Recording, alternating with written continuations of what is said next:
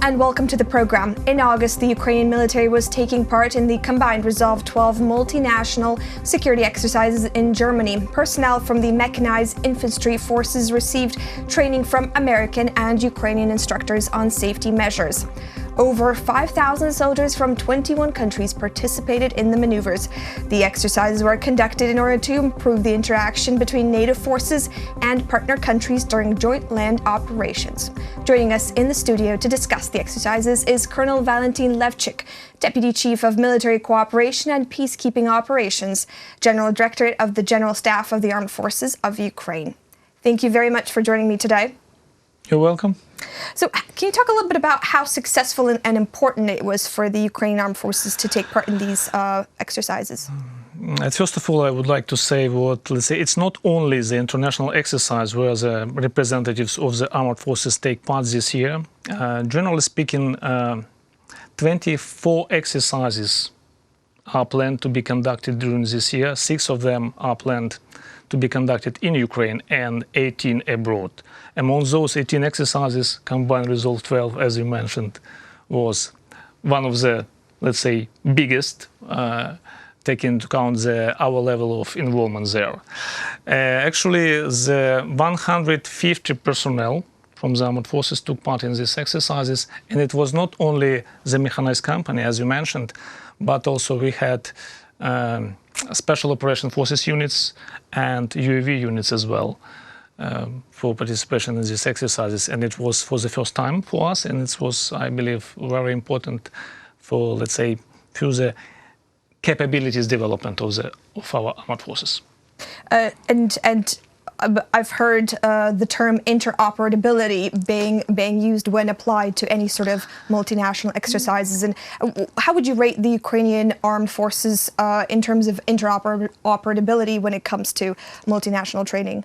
You're absolutely right. For multinational training, interoperability is one of the key issues what is, let's say, exercised and trained during these maneuvers, as you mentioned.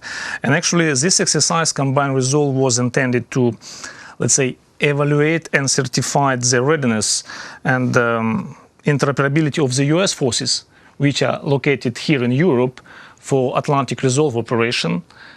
And they are actually interested how they able to operate together in multinational environment. What is why they invited us to participate in exercise in Grafenwehr training area in Germany, in order to test their abilities to act together with international partners. And Ukraine is very important for our US partners because, we are, let's say, the country with real combat experience. And I can tell you what the company who took part in the exercise was a company with real combat experience, just came back from the Joint Operation Forces area.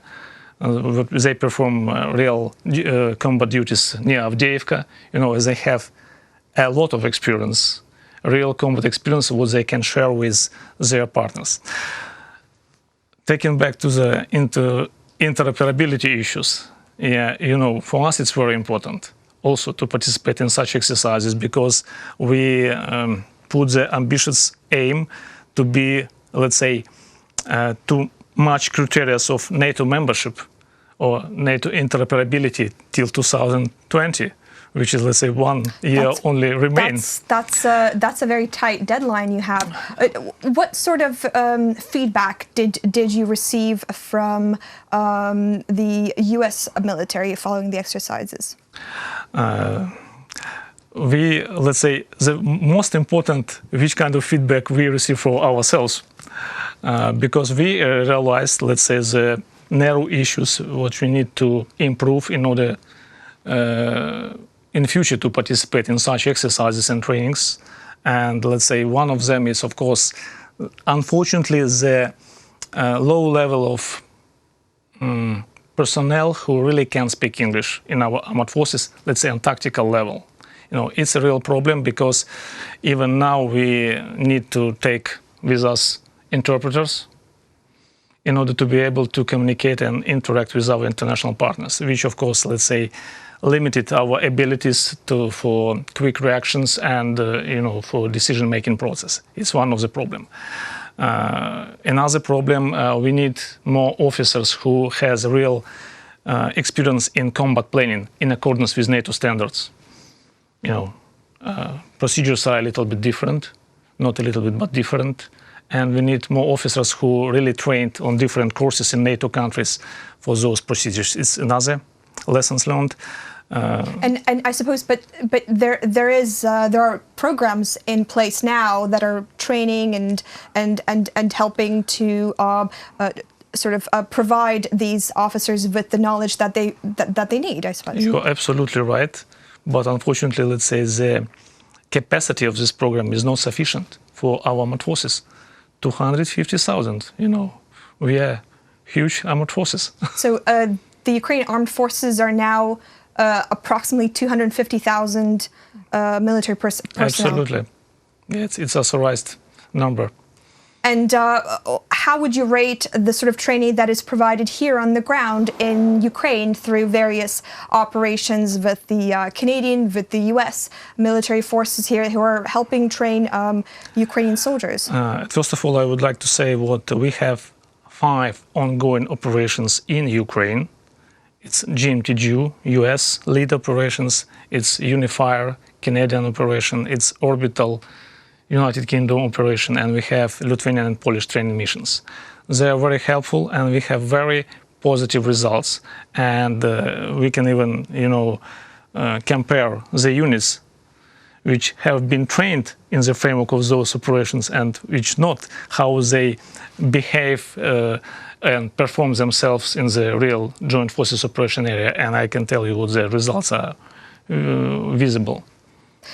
What sort of feedback have you received following this latest one when it comes to the Ukrainian soldiers who come back from after taking part in combined Resolve-12? What did they say after training together with their American counterparts? For militaries, it's always very important to have such kind of trainings. And of course, normally they're very exciting. They learn something new. And of course, they have a lot of, let's say, plans for the future, how improve themselves. Language is one of the issue. We realize what we need really English language. We need procedures, and we need to improve ourselves.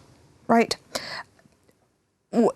Just to talk a little bit about the military experience that they shared, you mentioned that many of the men are active combat soldiers, and they recently returned from the front line, some of them. So how do they exchange their knowledge and their experience, given, of course, the language barrier, but you have linguists, I suppose, working there. How does the interaction work, and how do they share this knowledge that they have? Our mechanized company was part of the American armored battalion, and they act as a integral unit of this battalion, and decision-making process, let's say, for defensive, offensive action was fully on our commander, how they perform. And I can tell you what, and it was admitted by our international partners, what, let's say, the way how Ukrainians perform there, let's say, they even a little bit aggression actions and behavior, from military point of view, it's not bad, was admitted by our partners.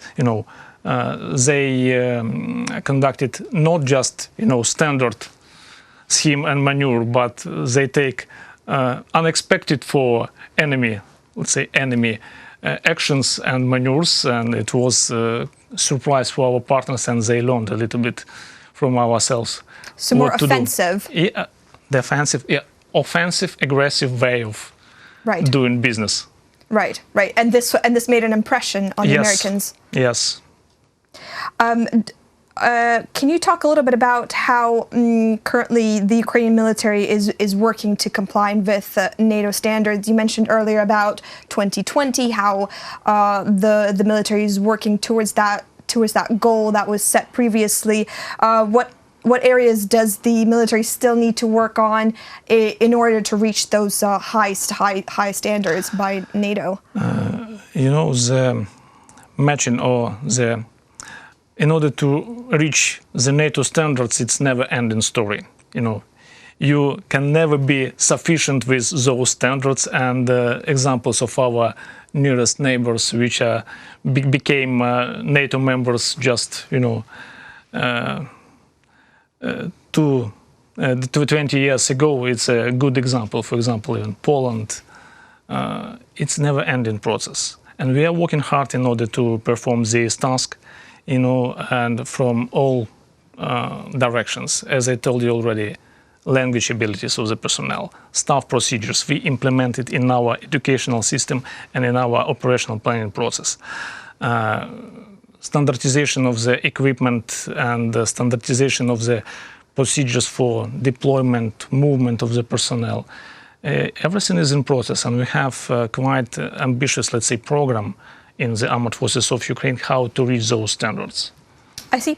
Thank you very much for coming in today and for telling us a little bit about how the exercises combined Resolve-12 went and how the Ukrainian military shared their experiences with various militaries. So thank you very much for that.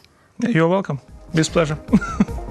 That was Colonel Valentyn Levchyk, Deputy Chief of Military Cooperation and Peacekeeping Operations, General Directorate of the General Staff of the Armed Forces of Ukraine. You're watching UATV.